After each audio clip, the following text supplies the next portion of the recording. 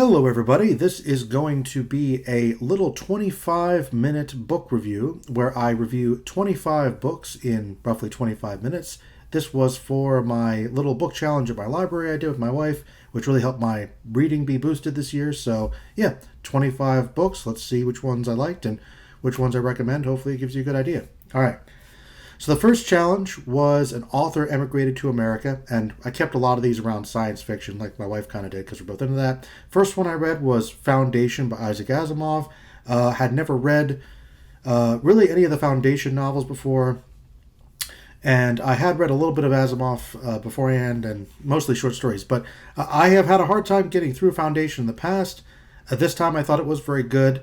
It's really just kind of broken up as a series of vignettes over a big stretch of time, so it's harder to really get adjusted to a lot of characters because it's basically a bunch of short stories, but a lot of really interesting concepts. I kind of feel like it's one of those things that you have to read more of the Foundation series to appreciate the context. But it is good. Still not my favorite thing I've read by Asimov. I still prefer his robot stuff and various short stories I've read, but I've been told to check more of these out. So this is a decent place to start, though maybe not the best. The second one was a cover I dislike, which is the Aliens novelization for the movie Aliens. And yeah, I just thought the version I saw didn't have a very good cover. And yeah, this was a good book, good novelization. I read the first Alien novelization, then wanted to compare. It was also by Alan Dean Foster.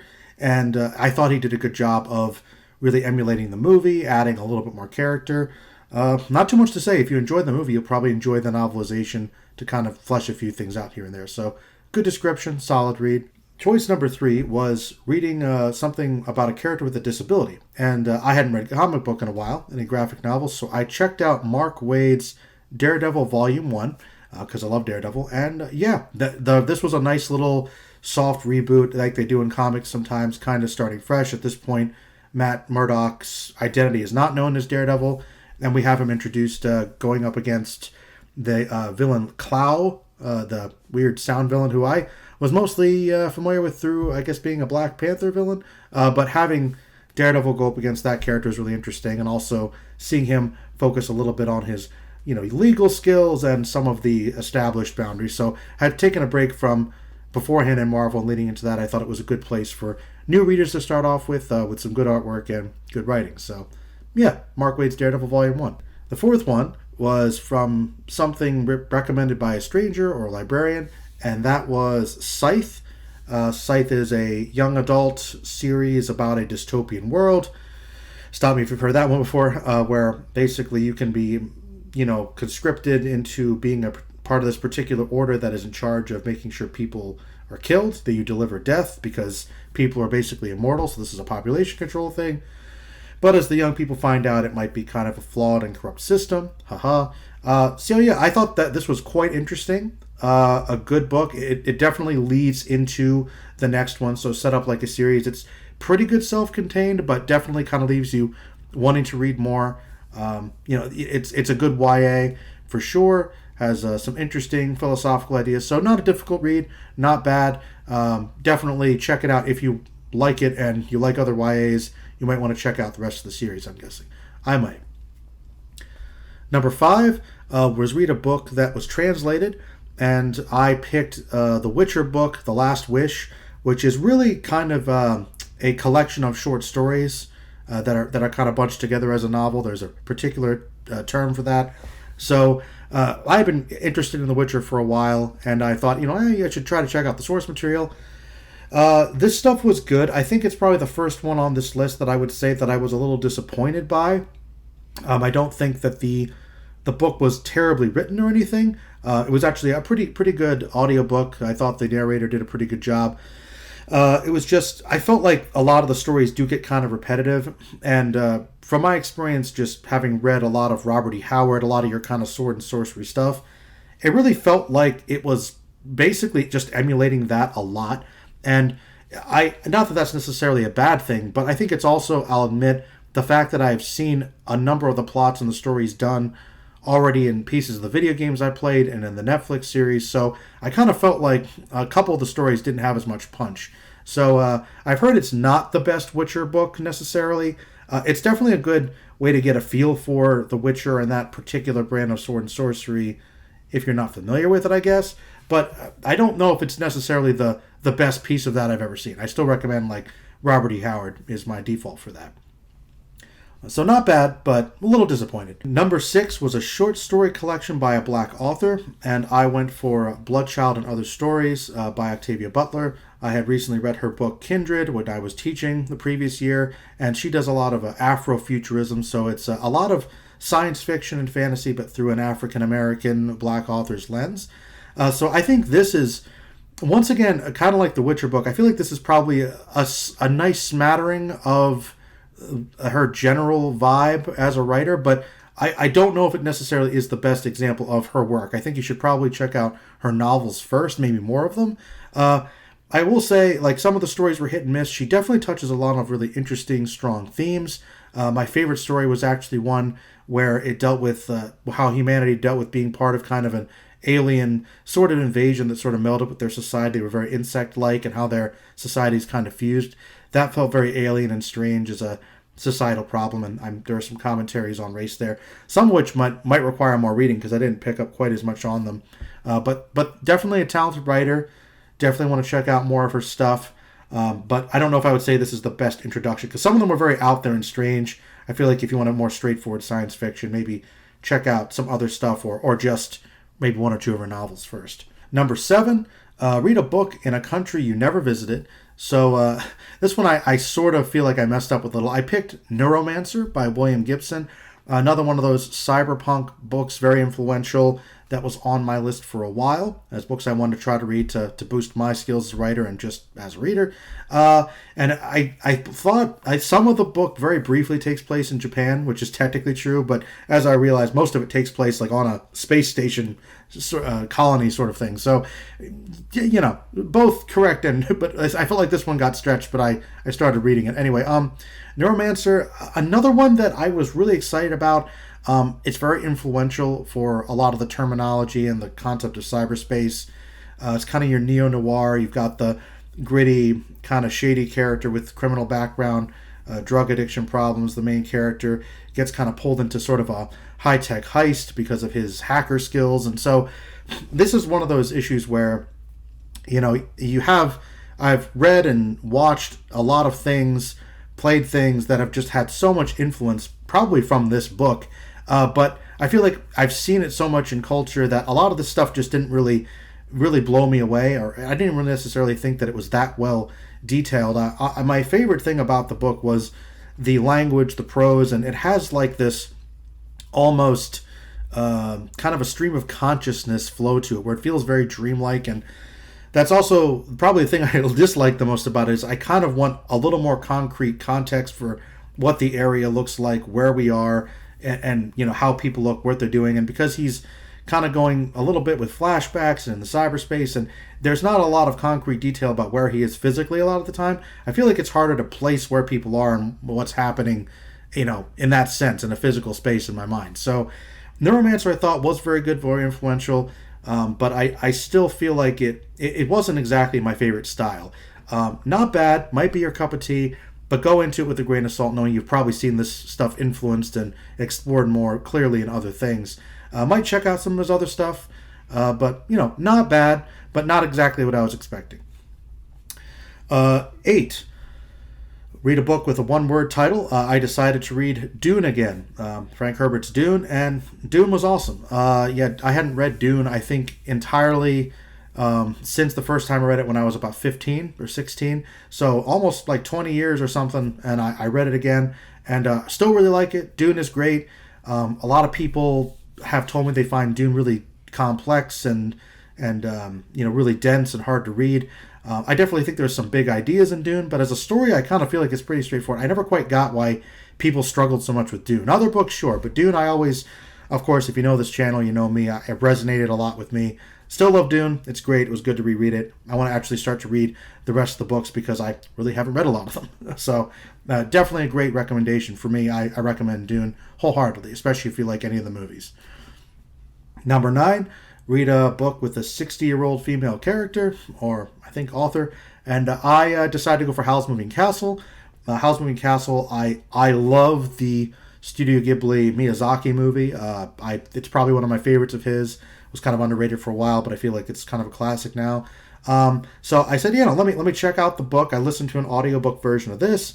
A lot of times listening to it while I did laundry, and I'll say it's one of those very wholesome, upbeat, kind of light fantasy stories, and it's sweet. With the curse of the girl, she gets turned old, and she has to sort of have this romance blooming with this character that doesn't know, and the Witch of the Waste and all that. So if you're familiar with the Miyazaki movie, which I think a lot of people might be, you get a good sense of what the world's like. But I think this has been said in descriptions of the movie. Miyazaki took the world and the general idea of the story and pretty much made it its own thing. Like, he expanded on making it kind of like an anti-war thing. This is much more low stakes, I think, and it has a lot of heart, but it's sweet. It's a sweet book. I will admit, I think I like the movie so much, and I like what the movie did, that I still prefer it over this book. But this was a nice, light read, and it was very pleasant. Very pleasant. I enjoyed this book. Recommend it if you like kind of younger fantasy-oriented things. Good story. Number 10, Book of Poetry. I just read an Allen Ginsberg collection. It was Hal and Other Stories. Listen to some of that. I like some of Allen Ginsberg's stuff, but I think that, like a lot of those beat poets of the 50s, we'll get to another one later. Allen Ginsberg, I kind of like generally what he's about, but I think a lot of it is just people, a lot of writers and poets, especially in certain circles that weren't mainstream. I feel like they were just kind of known for pushing the boundaries of what you could do back then to express themselves, which was a reason why it stands out more. But I don't know if that necessarily means that it's good for easy reading or listening. I think that you should check out Allen Ginsberg if you're interested in beat poetry. He is expressing a lot of stuff that's poignant, but at the same time, I think that you listen to one or two of them, you kind of get it. So wasn't a huge fan of it, too much of it, but I'm still glad I listened to it. Number 11 was read a banned book. I did Fahrenheit 451. I feel like Fahrenheit 451, classic that a lot of people read in middle school or high school, about the importance of reading and storytelling. And I think it's a very poignant story about how bombarded we are with technology and short attention spans and just easy pleasure to distract ourselves from big problems, all kinds of things. This is another example of it was so touted and talked about for years that maybe my expectations were too high. I haven't read a ton of Ray Bradbury, actually, but I'm familiar with his work. I think that there's some really good prose here, really beautiful language, good story. I kind of feel like it almost resolves. It could have resolved sooner, or the way it's structured, it's just broken up into a couple long chapters, and I feel like he could have expanded a little more on the world, maybe. A lot of good ideas, good prose, but kind of like with Neuromancer, I wanted him to explore some ideas and maybe break it up a little more. But still a very good book. Recommend it as a classic, really relevant to our times. Would definitely recommend it. Number 12, you listened to an audiobook that won an Audie Award, and I went for American Gods by Neil Gaiman. Really great story. I think that this is probably one of my favorite books that I read/listened to this year. Just because I really loved how he's able to infuse fantasy with really grounded, realistic situations for people and characters. And it really builds up and kind of does like a little bit of a subversion of your typical battle between good and evil, because it's a battle of ideas and kind of resolves in a quieter way. But I really liked the characters. I liked his voice. I think Neil Gaiman's a great writer. And this is, I think, the first of his books I've actually read. Been on my list a long time, and I think it's great. I mean, it's definitely one of my favorite things, possibly my favorite thing that I checked out this year. So American Gods was great. Let's see. Read a novella. For number 13 was Read a Novella, and I read The Time Machine. Familiar with the story. I think I read like a version of this as a kid a long time ago, but it was a nice short read. Love the language, love the concepts. Really, really great story. Really classic. H.G. Wells. I still think I prefer War of the Worlds. It's one of my favorite books, but Time Machine, very good as well. Recommend it as a classic. Setting up a lot of stuff about time travel. Number 14.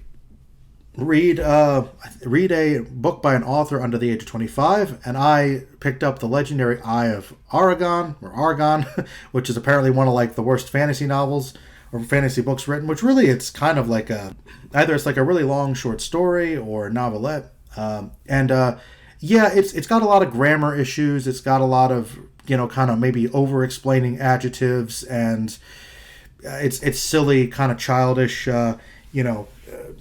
adolescent kind of plot, sword and sorcery thing. And I was definitely like reading it and saying, okay, this is basically just, kind of not super great early, like almost D&D. It was actually pre-D&D, but early basic fantasy or Robert E. Howard, kind of work, which I've written some of that stuff. It's fun to do.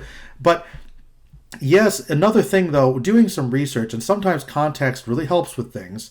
I do believe that when you're viewing stuff. Apparently this was written by a kid who was like 16, and he was really like, people would take this to conventions and make fun of him for it. And like the guy like never really wrote anything again. And to be quite frank, as like a 16-year-old writing this, it's not bad. And he, of course, he didn't maybe have like a publisher do a great job with, checking it. I mean, I know there are some bigger publications that my wife and I read sometimes that, don't even have those looked at. So yeah, I say give it a break. It was entertaining.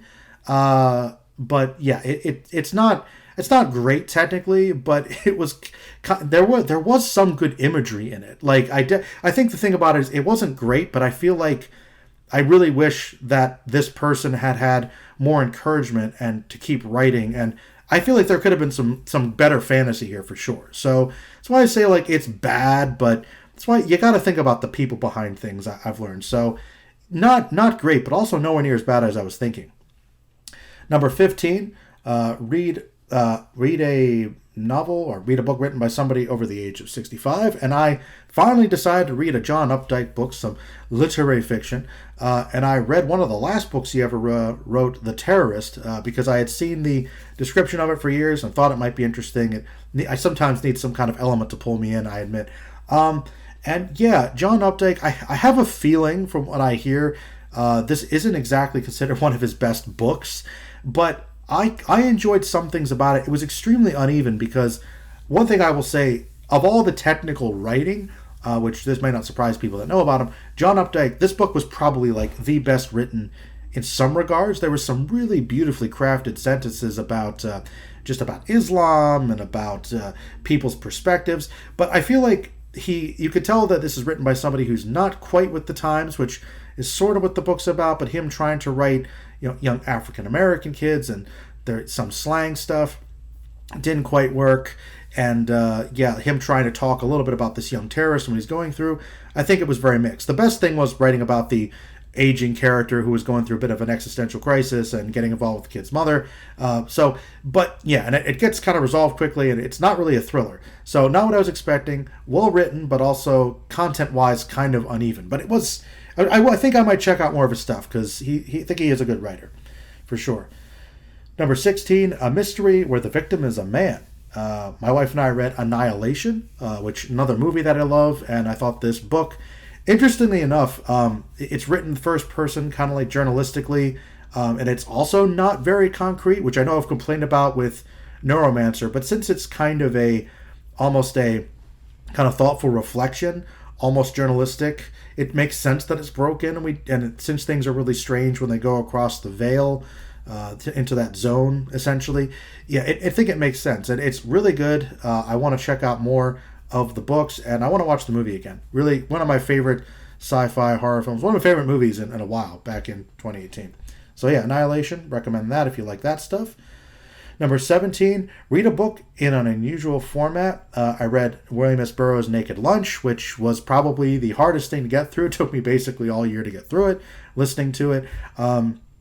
Kind of same thing with a couple of things I've said here. I think from a technical perspective, one of the best written books, prose-wise, really taking a look at the semi-autobiography of dealing with drugs and the 50s movements and all kinds of issues, but in a sort of dystopia sci-fi landscape that's a bit abstract and stream of consciousness, which apparently influenced books like Neuromancer. I kind of liked this one better in some regards, because I felt like, once again, the voice of the author was incredibly strong, but very difficult to read in short. You had to read it in short bursts because of all the description of basically dark, disturbing, disgusting. But it's sort of intriguing. It's Naked Lunch. So definitely don't recommend it to most people.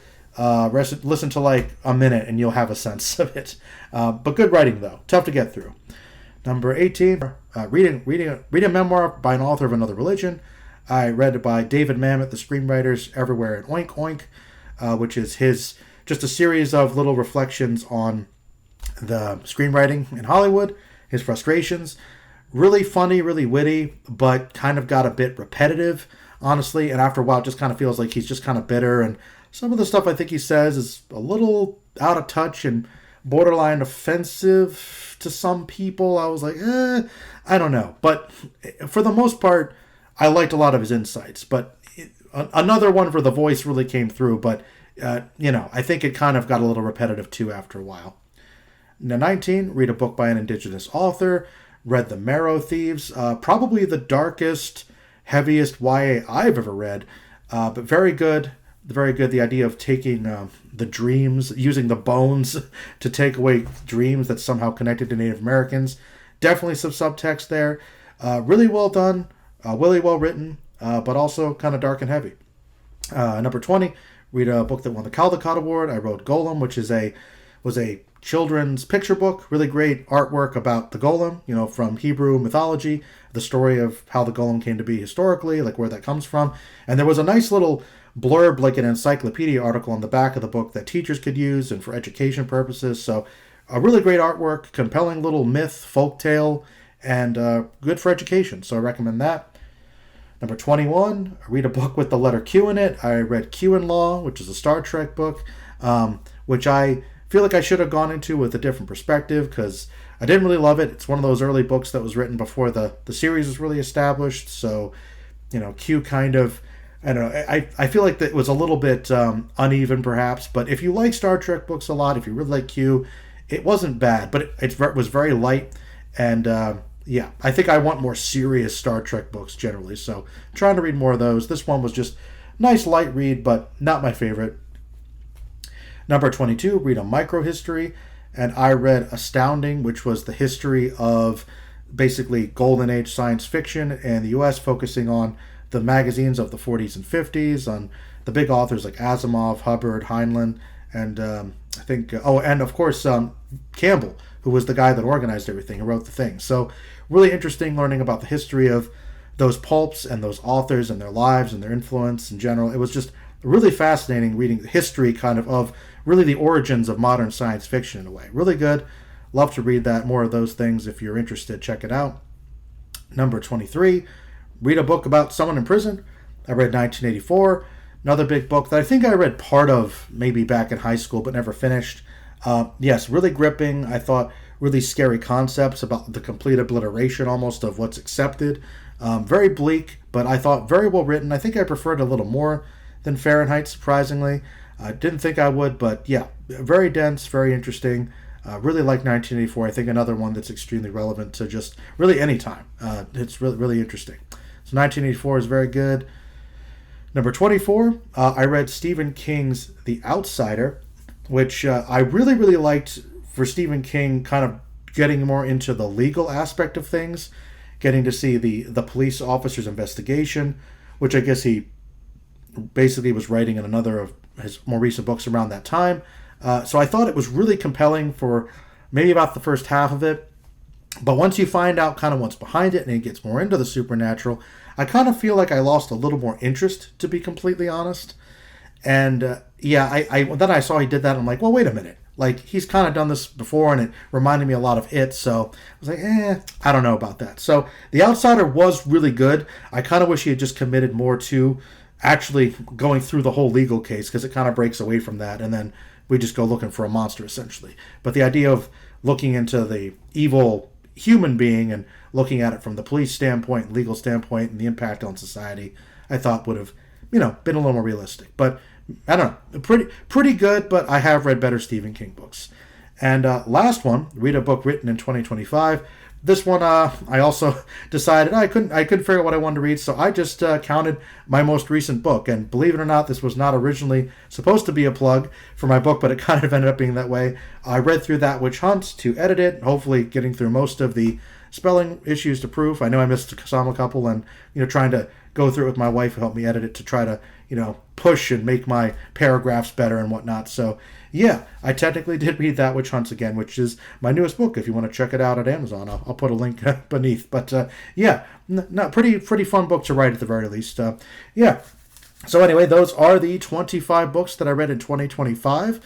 Hope I provide some insights or at least got you interested in some of those books. But I read a lot this year, and I think reading is good for focus and for the mind, expanding your thoughts and whatnot, talking about them. And I'm planning to hopefully read, if not more, at least read a very different types of other books this year. So, yeah. All right, everybody. Have a great start to your new year and beyond. Bye-bye.